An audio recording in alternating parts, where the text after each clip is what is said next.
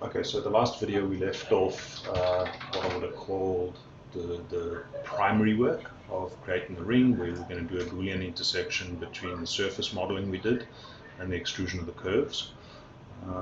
Before you do that, grab your main component and copy it in place, so Control C and Control V, all right? Place it on a new layer. It's going to be inside solid. You'll see what I mean in a minute. Let's move it on that layer so we can turn it off for now. So let's change the object layer and turn that one off. So it means we've now got two copies of this ring. One's hidden away over there. All right, so let's do the Boolean intersection. Boolean intersection. That's the one. So we go to this one and press enter. And we go for all of these. Remember to right select because there's small components floating around in there. Right, so once that Boolean selection is done, we've got to cut away the center for the stones. But as you can see, you can now see right through this component, which is not correct. We do need a stopper, which is why we hid this one away. So we're going to bring that one back out. In the side view, we just need to scale it a little bit inwards. Okay, and you can do this with Cage Edit if you like. Where are we?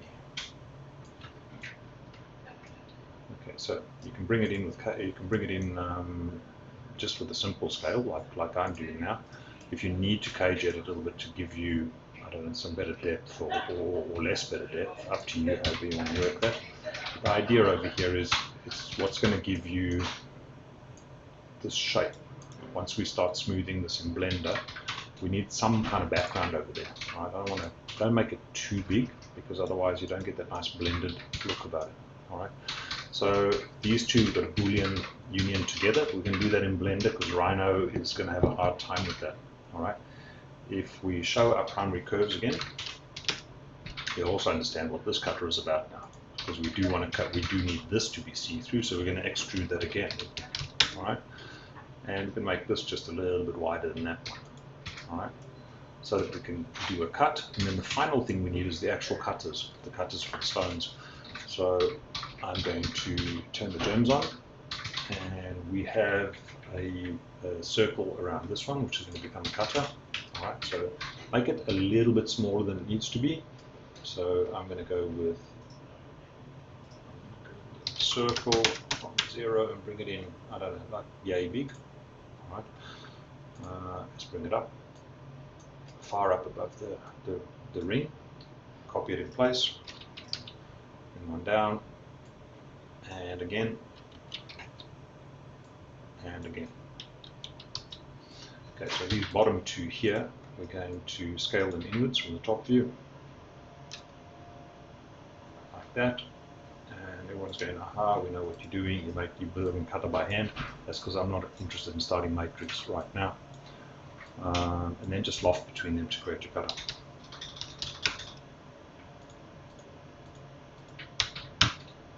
Straight sections, okay, and cap. On the straight cutter, you also know that you now need a smaller cutter for this one and then a slightly smaller cutter for that one. So I'd like to take this, just move it up a little bit.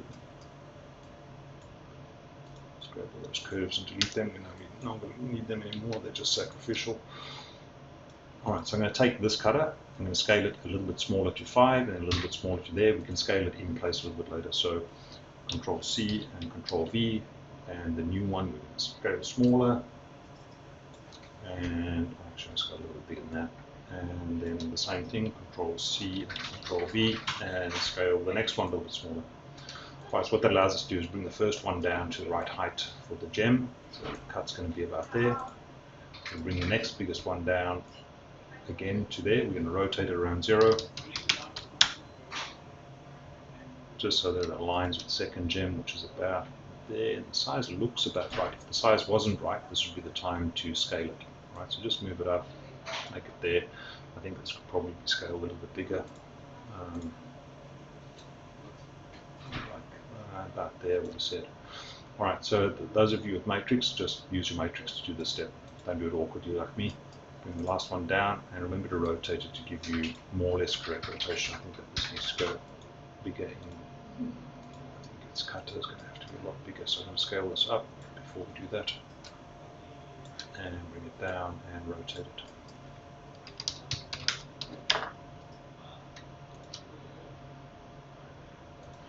There, and let's bring it in.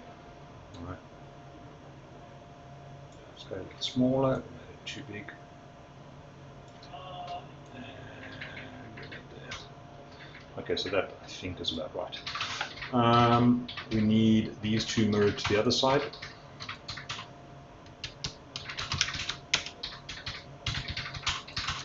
And now we're going to do a couple of booleans. So we're going to boolean them out of this one first of all. So this one, and do a boolean difference. Remember to tick, untick delete input. Make sure if delete input is yes, you're going to lose everything. So tick it to say no.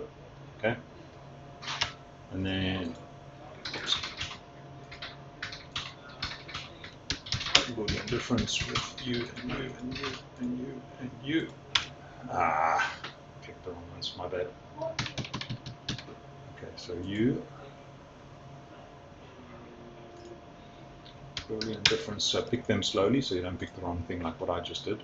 Otherwise just wasted time, energy and effort. Yeah. Okay, so those are done. So this one is Boolean. Now we're going to Boolean the internal one, which is floating in place somewhere. There it is. All right, so exactly the same process, Boolean difference with you, you, you. All right. I would say keep your cutters. You just never know when you need them again. So you create a cutters layer. I already had one. You can tell I've done this before. And object layer. And then for the inside component, the thinner one. Maybe there's a thinner component on the inside here. Yep. We want to cut, or actually for both of these, we want to boolean this way out of it. All right. So we're going to grab this. We're going to do a Boolean difference with this extrusion. Okay. Have we got both the layers? Looks like we have. So if we hide this now. Yep. So we're good to go at the moment. I feel like that prong was a little bit close, and we may have to scale this up a little bit later on. But for now, you've got the majority of the work that's done before we have to start smoothing. We have to smooth this a lot. All right. I think let's get that out of the way now, because you can tell that this needs a little bit more work. I'm going to save this as step 3. So there's step 3.